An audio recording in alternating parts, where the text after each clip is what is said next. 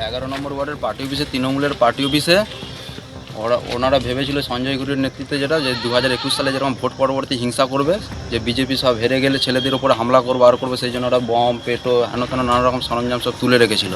সেইগুলোই পুলিশ এসে সব বার করলো, তদন্ত করলো। পার্টি অফিস তালা মারা ছিল দিয়ে, তারপরে পুলিশ এসে তালা ছুটিয়ে ভিতরে ঢুকে তারপরে দিয়ে বার করে নিয়েছে।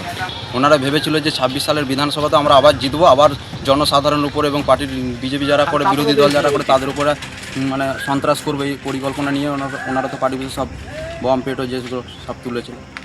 ভোটের রেজাল্টের পর 4 তারিখে 8টায় গ্রাম সময় দুষ্কৃতী আমাদের পার্টি অফিস ভেঙে দেয়, গেট ফেট একদম খোলা অবস্থা ছিল। তারপর থেকে আমরা কিন্তু কেউ পার্টি অফিসের ধারে পাশে যাই, কোনো কর্মী না, আমি তো যাই। এবার খোলা অবস্থায় কে কী রেখে গেছে, কে চক্রান্ত করছে, আমরা এরকম ধরনের নোংরামি রাজনীতি আমি কোনোদিন করিনি আর করব। তবে এলাকাবাসীর ওপর আমার ভরসা আস্থা রয়েছে, তারা সকলেই জানে যে পার্টি অফিসের কাজ দিয়ে তৃণমূলের কোনো কর্মী 4 তারিখের পর থেকে দেয়। আরামবাগে তৃণমূলের পার্টি অফিস থেকে উদ্ধার বোমা। তৃণমূল কাউন্সিলরের ওই অফিস থেকে বোমা উদ্ধার হয়েছে এবং ভোটের ফল ঘোষণার পর থেকেই ওই পার্টি অফিস বন্ধ ছিল। তালা ভেঙে পার্টি অফিসে ঢুকে বোমা উদ্ধার করে কেন্দ্রীয় বাহিনী।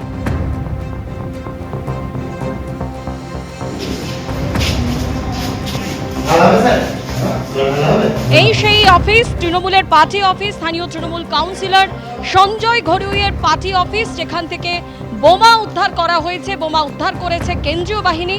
ভোটের ফল ঘোষণার পর থেকেই এই পার্টি অফিসে তালা লাগানো ছিল।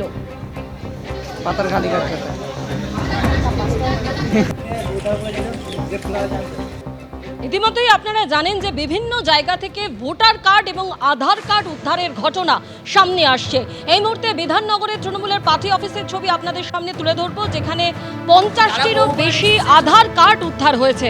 বিধাননগরের বাসন্তী দেবী কলোনির ঘটনা। তৃণমূলের পার্টি অফিস থেকে উদ্ধার হয়েছে এই 50টিরও বেশি আধার কার্ড। আমাদের ভোট দিতে দেওয়া হতো না, পিয়নের কাছ থেকে নিয়ে নেওয়া হতো সমস্ত আধার কার্ড। অভিযোগ স্থানীয় বাসিন্দা ও বিজেপির কর্মী সমর্থকদের।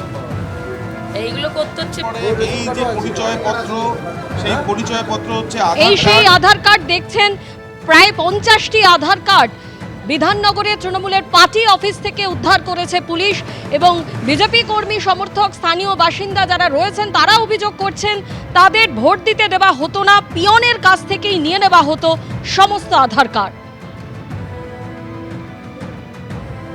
এবিপি আনন্দ, এগিয়ে থাকে, এগিয়ে রাখে।